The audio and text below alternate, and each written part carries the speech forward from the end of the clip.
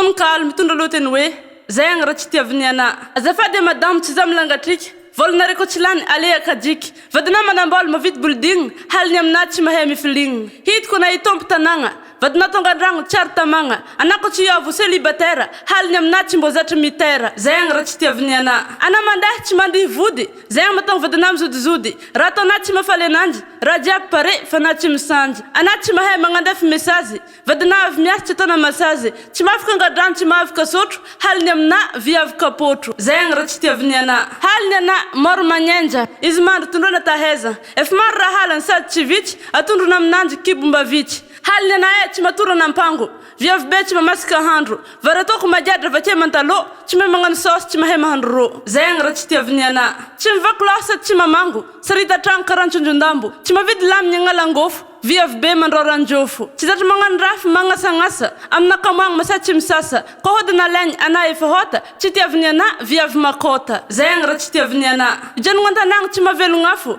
Vadina avy miasa tsy mahasafosafo. Magnatonga anazy taona miteteha. Rano hovaky aizy tsy andeha. Agnanariko ana anu magnontany. Fandaro tsara be le raha tegna tiany. Tsy fidiny indraiky izahany hafa. Raha taona tsy mafaly manjary tsy tafa. Zay raha tsy tiaviny ana. Atsika viavy mbo mila mihetsiky. Ko tsisy vôla mbo mila miketriky. Ataovy le raha mataraky vady. Fazako merony karaha jabady. Azy mbo zatra misy mombotro loatra. Mila mitera mila mivoatra. Zay raha tsy tiaviny ana. Mpanoratra Valeria.